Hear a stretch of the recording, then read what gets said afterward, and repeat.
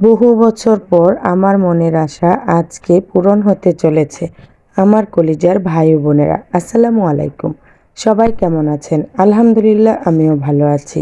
আজকে আমার অনেক খুশির দিন, আনন্দের দিন। কেননা আজকে আমি আমার মনের মানুষকে তার মন মতো একটি ড্রেস উপহার দিতে পারছি। আমি অনেক দিন আগে থেকেই আশা করছি যে আমি আমার স্বামীকে মন মতো একটি ড্রেস গিফট করব। তাই তো এতদিন পর, মানে বিয়ের এতদিন পর সেটা দিতে সক্ষম হচ্ছি। অপেক্ষার সময় কাটতেই চায় না। এই তো দেখতেই পাচ্ছেন, এটি হলো আমাদের জায়গা থেকে মার্কেটে যাওয়ার ভীষণ একটি যানজটপূর্ণ এলাকা। এখানে আসার পর আধা ঘন্টা থেকে 40 মিনিট অপেক্ষা করতেই হবে। এই যানজট মনে হচ্ছে আজকে আরো বেশি লেগেছে, কারণ আজকে যে আমার মনের আশা পূরণ হতে চলছে। অনেক অপেক্ষার পর এখান থেকে আমরা বের হতে পারছি। এই তো জ্যাম কেটে যাচ্ছে।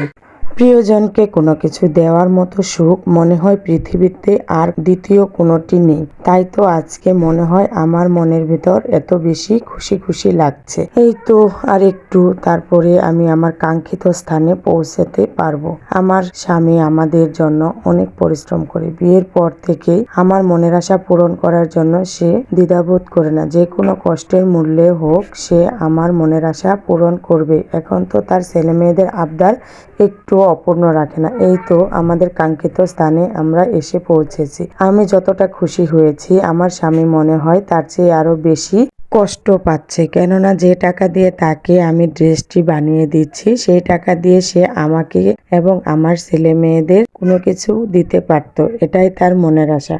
অনেক রিকোয়েস্ট করার পর একদম জোর করে বেঁধে ধরে আজকে দোকানে নিয়ে গেছি। এই তো টেইলার্সে এসে তাকে এমন ভাবে মাপজোক নিচ্ছে তার শরীরের, আমি দেখে তো হেসেই কুল পাচ্ছি না। সেও হাসতেছে, কিন্তু মনটা দেখেন তার জন্য ভীষণ মনমরা লাগছে। সে ভাবছে এই টাকাগুলো দিয়ে যদি আমার স্ত্রী সন্তানদের কোনো কিছু কিনে দিতে পারতাম। যাই হোক, আজকে আর তাকে আমি ছেড়ে দেইনি, জোরপূর্বক ভাবে তাকে নিয়ে গেছি এই টেইলার্সে।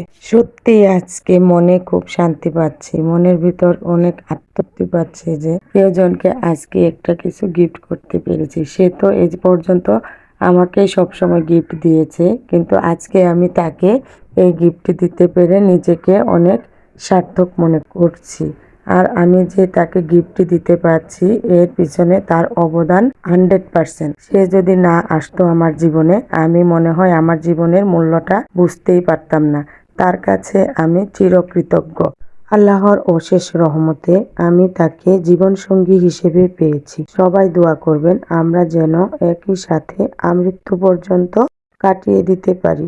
এভাবে দুজন দুজনকে সাহায্য সহযোগিতা করে আল্লাহর কাছে দোয়া করি সে যেন সারা জীবন সুস্থ থাকে। ধন্যবাদ সবাইকে ভিডিওটি দেখার জন্য। ভালো লাগলে লাইক, কমেন্ট, শেয়ার দিয়ে পাশে থাকবেন। আল্লাহ হাফেজ।